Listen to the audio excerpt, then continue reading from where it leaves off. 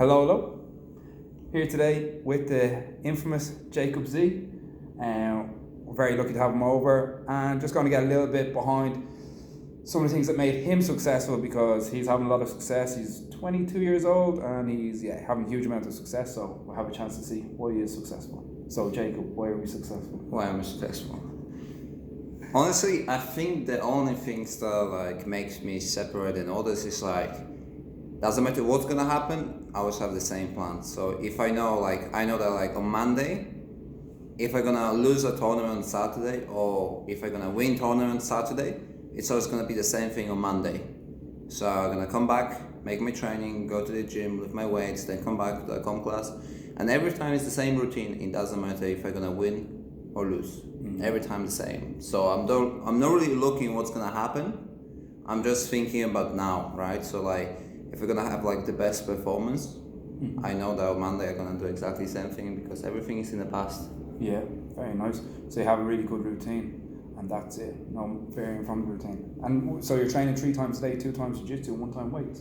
Yeah. So basically, what I do is I start on Monday. On Monday, I do I teach, then I do my sparring. Afterwards, I go to the gym. I lift weights. Depends on if I compete or not. I'm gonna lift heavy or not. Mm-hmm. So.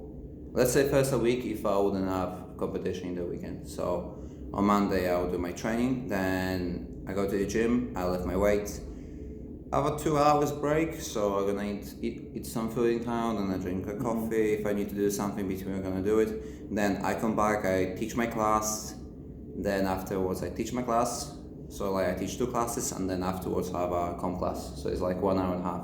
Okay, so 2 jiu-jitsu, 1 weights, and then you teach twice a day on top of that. Yeah. Do you find that the teaching helps with your jiu-jitsu knowledge? I feel it does, because sometimes, for example, because in Crazy Power we have 16 weeks, so let's say if the week first is a guard, most of the time what I'm trying to show the guard that I'm working on, and then when I'm showing the technique, and then I see where the people have a problems with, and then when they do a specific training, I can see where the people struggle with, so then I can implement this to my training, because most of the time the difference between fighting with the collar belts or black belts is black belts gonna just react faster than collar belts.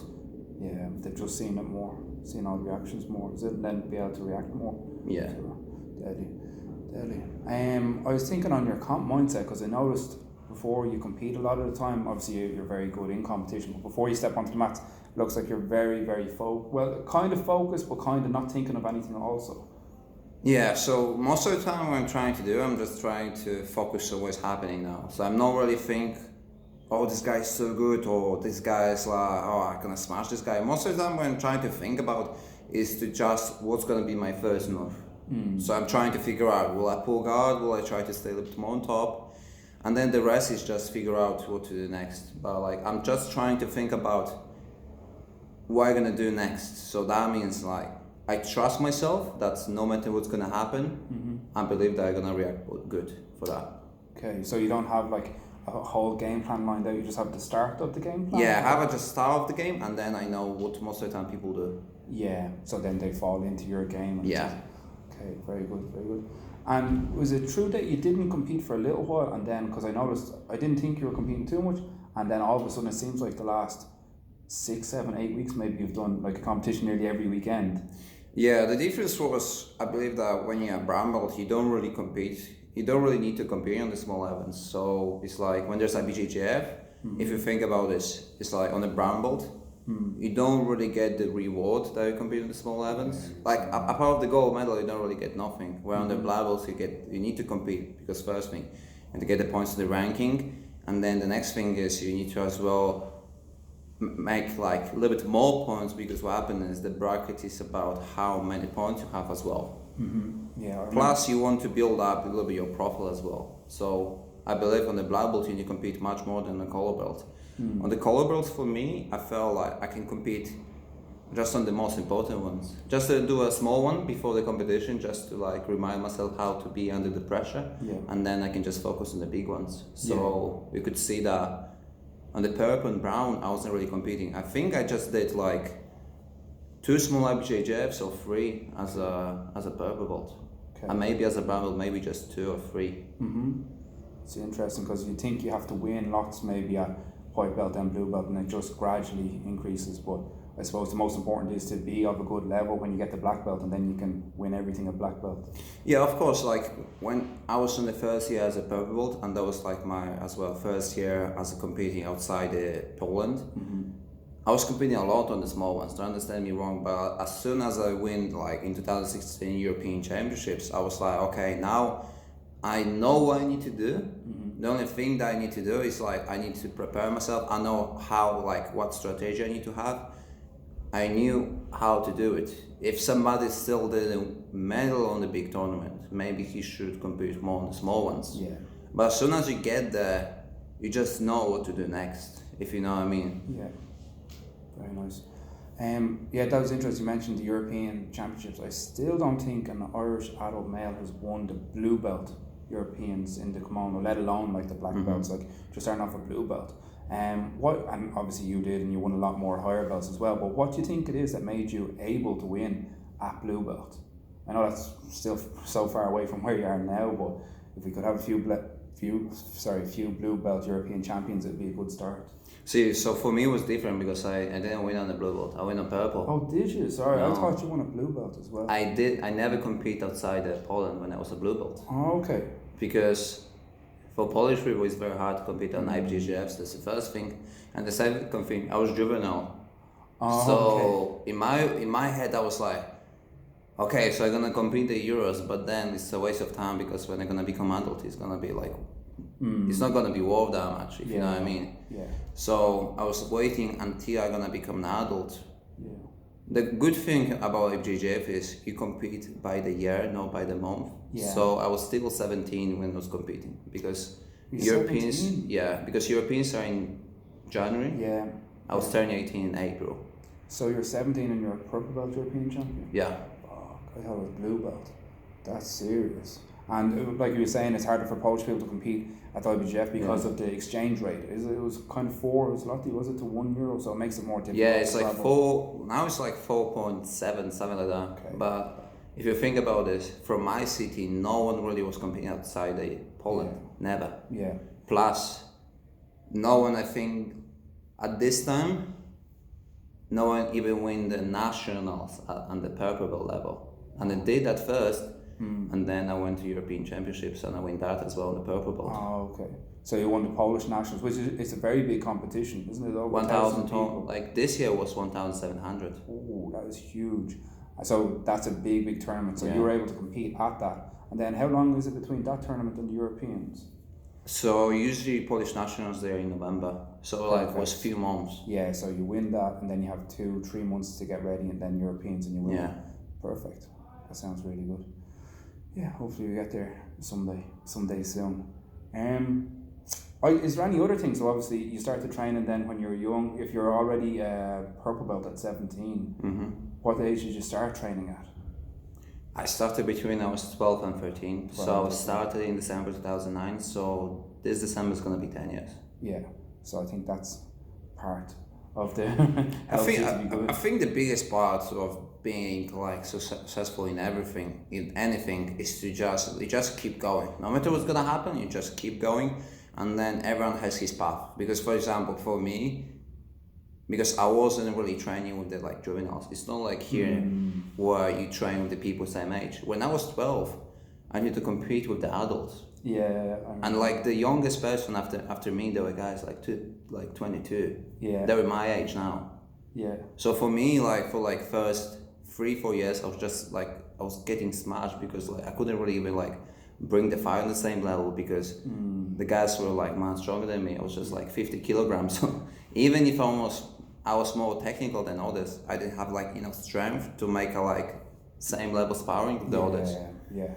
It's interesting because you hear that a lot about some people, some black belt world champions, and you see them talking, and they say they never won like a major competition before black belt. Yeah. And it seems so counterintuitive. You think sometimes, oh, if this guy is good, he should be able to win white belt, then blue belt, then purple belt, then brown belt. I feel like it's as well different because what happens is on the black belt you stay, you know. So it's like, for example, if I'm now 22 and I'm a black belt, in the next 20 years, I'm gonna still be a black belt. Yeah. Where most of the time on the every belt you're around like 2-3 years. Yeah. So then you have only you have only 2 chances to win. Yeah. And then if you you still get into the level, you have just 1 chance. Yeah. And then sometimes you might lost a good match by referee decision, and then you get on the next belt.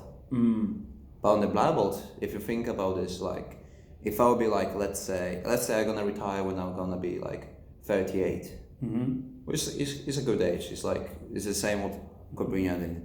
So it's gonna be I have 16 editions of World Championships. So 8 times more chances I can perform good. Very good, yeah. And then you have the Abu Dhabi Worlds, you have maybe no Europeans, Pan Ams, everything is keep going. Yeah. And the other thing that I feel separates me from others, and one of the things that I can see by being from Poland, because for me, I just from being 12 till now, the only thing was just go train. And don't understand me wrong, but my parents didn't bring me to the training. At some point they were okay, here you go, you need to just get it by yourself. Yeah. So I used to go by bike, half an hour one way, half an hour up to the hill. And then I was doing this every day. Yeah. 1, 2, 1, 2, 1, 2. From Monday to Sunday. Yeah, I remember you saying that to me before. When you're in the gym, a lot of time you go to school first, then you just run home to the gym, and sometimes you're there 3-4 hours a night. Yeah, I used to when I was in high school, it used to be like this. I was at school from 8 o'clock until 4 o'clock. Then I was just coming back to just grab a key, and I was riding to the bus. And then I was already in the gym at 5:30. I was doing first my training, then I was doing my instructor training, and then again I was doing my training. So doing 3 hours straight. Very nice. And then next day the same thing, boom. Yeah. And a lot of times I needed to study at night because I didn't have a time during the day. So if I would have an exam, I just needed to don't sleep much. I was just study before, and then Yeah. I think that's a thing that a lot of people forget. They just see someone successful now. They see a post on Instagram now, and it's oh, Jakub's brilliant. Jacob won another competition, another one. But they don't see that for the first 3 or 4 years, you might have just been getting beaten up in the gym. No. It's always like this. You're just getting beaten up, and then and you just keep going. And you keep going, and then you have difficulty with school. It's that's a very difficult thing to balance school and training 3 sessions a day. Plus, don't forget at some point you need to make you need to start slowly making profit from that, because you somehow need to compete. Not everyone has sponsors. Yeah. I was lucky enough to have when I was a blue belt, I was sponsored by Manta, and they helped me a lot. So that's awesome, but not everyone has this kind of chance. Yeah, most people don't. Yeah. And then, so you went through that. So even from the start, when you started jiu-jitsu, it would have been difficult. It wasn't like your parents were forcing you to go. You went yourself, and it was difficult. So you were 12, and the guys in the class were 22. Yeah. Then you have school, and you're fitting the training in on top of it. And then I remember you telling me about the Newaza. Going to the Newaza at that time. Oh yeah. So it was one of the ways, because when I was I think it was straight after European Championships. So what happened was, Newaza has the government will sponsor them. So if you're winning, you have a good chance they're gonna get some money from the government. Yeah, I heard that. Yeah. So they give me opportunity to compete, and then I needed to go 54 hours by bus. And then next day, 54 hours. 54 you could go hours. around the world in an airplane maybe twice in that time. What's the worst? It's you need to come back as well. So that's 108 hours commute. It was the bus down from Poland to, was it in Spain? Or? So first I need to get from my city to Krakow, then from Krakow I need to get there. And obviously it's not like this that you go boom, straight from place to place. You need to wait for the one bus to other bus. Yeah. Man, that was just mad for me. And then next day I needed to compete. And then even though I was I think I lost by advantage or something like that. Yeah. And then what happened was, I didn't get nothing from that. The government said oh, sorry, it's not anything. You didn't win. Yeah. That's so rough, because it's all belts together, wasn't it? Was it purple belt still at the time? I was still purple belt. And he was fighting brown, black belt, every belt together, and had to commute 54 hours to get there, then fight, and then home. But I think it's an interesting story because you've done that, you deserve to win now. You've done the hard work. You went through the trials and tribulations, as it were, and now you earned the right to be successful. Whereas if you took 100 people that compete in jiu-jitsu, how many of them are going to go 54 hours on the bus to compete in now? Yeah. You'd be lucky if it was 1 in 100. Man. Like, so you are that 1 in 100 that deserves Did to be successful. I tell you the story when they invited me for a super fight tournament? Man. No, same again. Similar, very similar. So basically, it's very important that my city is very like when you see the map of Poland, it's very on the right. It's very close to Russia, right? Yeah. So what happened is, for every tournament is super far. So if I were like the closest tournaments for me, they used to be like 5 hours. 5 hours by train every time. 5 hours. So like 5 hours journey for me is easy. So what happened was, they wanted to invite for me. They invited me for this big tournament in Poland, like big tournament. It was one of the first super fight tournaments. I think I saw them with the pictures with the Ragnarok. That was the name. Yeah. So like they don't do it. Yeah. And what happened was, they didn't have a fighter in one weight. In like I think it was 85 without the gi, but I wasn't even 80 in the gi. I was like 79, and they invite me and they say like. 2 days before, 3 days before, I think it was Thursday, I had to give them the notice until like the midnight, and they said to me, okay, so we want you to invite for 85, no gi. Okay. I didn't train no gi at all, I did like the day before, and okay, you need to get there. 12 hours by train, bro. Fuck. 12 hours, and I drove all the way 12 hours to get there, and then I compete. And then I think I was third or something, but I lost with the black belt. Yeah. And I was still like, I just got my purple belt at this time. Nice. Well, you think about it, 12 hours from Dublin. Dublin to California is 12 hours. You Yeah. know? So, like, Yeah. that is crazy. That's crazy. So you were, but that was also a good opportunity when you were. So it was difficult. You had to go and do something difficult, but you still had the opportunity to fight as a purple belt against the black belts on a super fight. But man, like nothing is easy. It's like, I feel like one of the mistakes that people do, they put a hard work in and they expect. Yeah. For me, doesn't matter how much work I put, how much money I'm gonna put in something. I don't really expect nothing, because people get held by expectations. Yeah. You know. Yeah. Yeah, I do. Yeah, so like, Unfortunately, I do. so for me, I never expect nothing. Every time when I do something, like it's the same way. Like, let's say you help to someone, and then you expect something back, and then some people get helped. That for me, every time when I help someone, I don't expect nothing back. Yeah. So then, if something gonna like the feedback is good, I'm just more happy. Yeah. And then if nothing's gonna happen, nothing happens for me. So it's kind of a way of life. You just normally, you go training all the time. That's just the normal. Whatever happens, you train. You go a long way to the competition. Whatever happens, that's just the normal. That's the normal. That's the norm, yeah. And the same thing, like for example, when I was before Europeans, because it was more like very important. Like when I was in college, I have like advanced math, and we had this one rule that like every exam that you do, you need to pass like 45 or 40%, right? You need to pass. And there was this one uni when I wasn't good at, and I was failing just this one exam. But even if you do like 10 exams, 100%, you have just one that you fail. Yeah. You fail half the year. Fuck. So I was like all the time trying to make it better. And at some point he just said, okay, so look, the last one's gonna be at this date. Yeah. And I said, sorry, but I can't do it because I'm going to Lisbon. I need to be there. Is there any opportunity to come after or a little bit before? And the teacher said to me, look, you have a choice, either the Europeans or you fail first 6 months. Fuck, the whole 6 months just because of one exam. Yeah, just because of the one exam. But what's the good rule is you just need to do much better on your exams and next year. Okay. So what I did was I just asked her, does it mean that I'm gonna fail the whole year? She said no, but you're gonna put a lot of extra work if you want to pass. And I said, so I go to Lisbon. What did she say?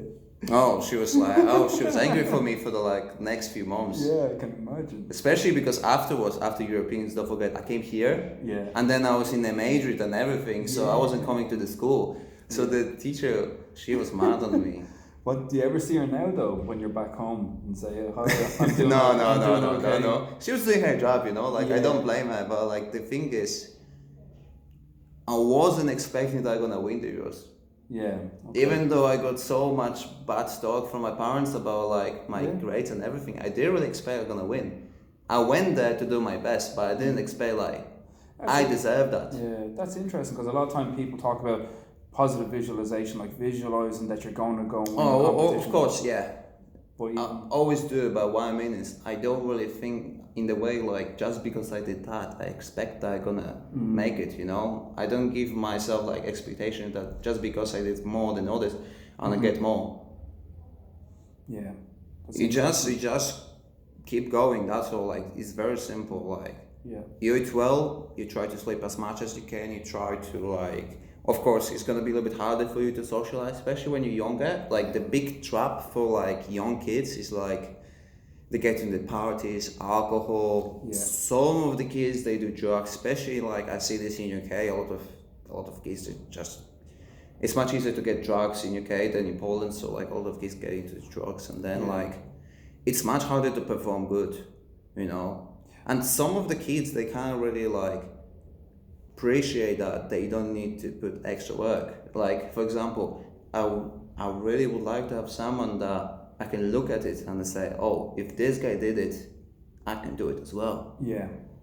Yeah. I needed to be a first person from my city to like to perform that good. So then the people from my city, maybe someone is trained there and think, yeah, if he could do it, I can do it.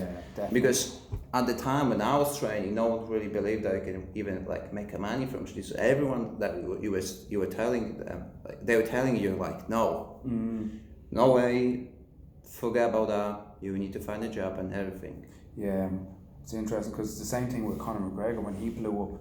Like it's that one trendsetter that can just go outside norm. Because before him, I don't think any Irish-based fighter had won a fight in the UFC. Then he goes from nothing to double champ, and then every part of martial arts in the country just gets lifted at the same time. But it's also like this, like the hardest is for the first person. But if the person gonna make it, then all this they know they can do it. Yeah.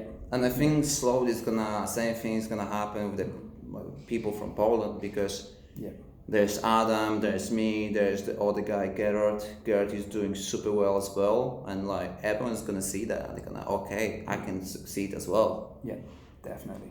Yeah, same way when the first person ran the 4-minute mile, I think everyone said you couldn't run a mile in 4 minutes, and then one person done it, and within a few weeks 20 people had done it. It's just like people don't believe you can do it, and then they see one person do it. That's really cool. Any other parts of your journey that have been difficult? Was it moving to England difficult? It was. Yeah. So the good thing about like one of the nicest thing that happened was I won World Pro before. Before I went to UK, I was able to win World Pro Championships. I got this $4,000, so I could sponsor myself my travel to United States to go to California. Of course, my sponsor helped me as well. So like I got provided registration. They helped me with the training. Browder helped me with the accommodation, and I didn't pay. I didn't need to pay for the camp, so I could just like I spent like just on the food and everything. But still was a lot because California. I'm just like, if I would need to come with my with zloty from Poland, I wouldn't be able to make so much, right? Yeah, definitely. But because because I win World Pro, I could go there and live easily for like 4 weeks. I spent 4 weeks in California before I fought. But I think it was hard at the very beginning in UK because like I was new environment. Plus, don't forget I was like I'm still with my girlfriend Sylvia, and like she didn't come with me. Yeah. I spent first 6 months alone, and then after 6 months she came. I forgot about that. That's a long time without. So a long time, and there's a big test for our relationship as well because I didn't know if I would be able to bring it that fast. Fuck. Yeah. So it could have been longer. Could be longer, yeah. It wasn't like, oh, you're gonna come in 6 months. I was like, I don't know when you're gonna be able to come. Yeah. And then the opportunity happened, like, boom, opportunity, let's go, boom. Yeah. And in the same time, I was like, I enjoy myself. When I came to UK, I came in 21st of August. Okay. But what happened was I injured myself in October. So you only So had a month in the bit. yeah, so I went to Poland to make a seminar, but there was a tournament day before, and there was a big cash prize money there. So I was like, okay, I'm gonna make a tournament, and then I'm gonna run the seminar. But what happened was like, first was nogi, because there was cash prize money in the open class in nogi and open class in the gi.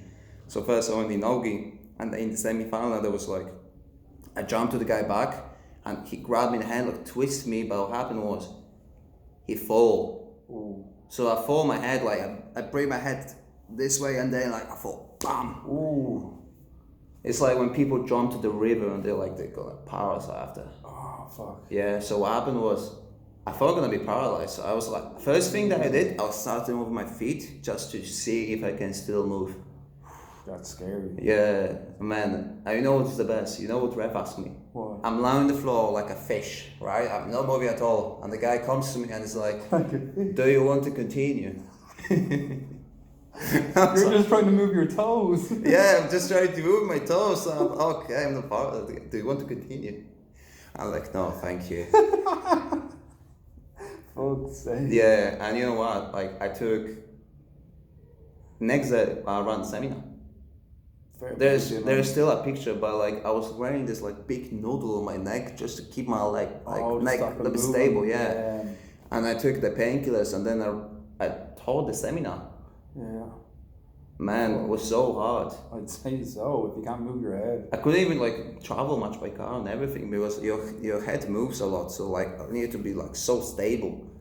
And then what happened was as well, I came back to Birmingham, and don't forget, to make money you need to teach. Yeah. So I didn't took the day off. I was teaching. Oh yeah. From October to January, I wasn't really competing because my neck was injured. I couldn't really move with my neck from side to side. When I was competing in Dublin Open in December, I was risking that I'm gonna injure myself again. Shit, yeah. And you remember I was sick as well. Like I got terrible flu before, so. I had terrible flu in Dublin Open. Then a week after, I was fine in Spain. Like almost choked myself with the running nose. Oh. Yeah, so I was like, oh man, that's terrible. And then I was making money. I was spending money, but still, like I was spending a little bit more because I was competing more than teaching. Yeah. So what happened was, I was Europeans. I lost my first or second fight. I lost. So I was like, oh man. You think this is because of the injury leading up to it, or maybe, or just my game wasn't ready or something, but who knows? Just keep going. Yeah, just keep going. So then I remember that I was still struggling with my money from January until I think September. If September things started normal, but man, that's almost a year, because you went in August, so August is following September is 13 months. Yeah, because what happened is like you don't have like too much friends. Like it's very hard. Like now it's easier because like oh Jacob, do you want me to rep here, or do you want like I would like to take a private with you and everything. Yeah. But back in the days it was different, man. So it's like first year in the new place is always the hardest. Yeah. Yeah. So, and what happened was I was about to compete in the World Pro Championships, and because like I was all the time competing from January until April, I was making damage classes, and then I was like spending. Yeah. And before fighting on the World Pro Championships in 2018, I had on my bank account around £150. Fuck. And I still didn't buy the return train ticket. Oh, from London to Birmingham. Oh no. So it's like having on 100 quid. Oh. And I remember I was like, man, I couldn't even like, at this time I couldn't really sleep on the side as well. So like I was sleeping on my back. I was like, my neck is injured. Like I broke my finger in my hand. The other one is as well as injured. So it's like both hands are injured, neck is injured. Like I can't really even sleep on the sides. It's like, fuck, man. I can't make too much money from this. So I was thinking like, what am I doing? You know, like seriously. Yeah. I didn't expect it's gonna be that bad for me. Yeah. But then what happened was, I went there. I won my first fight. I won my second fight, and I lost my third fight. And I was so disappointed. I was like, shit. I was like semi-final. I lost, and now I need to fight for the bronze match.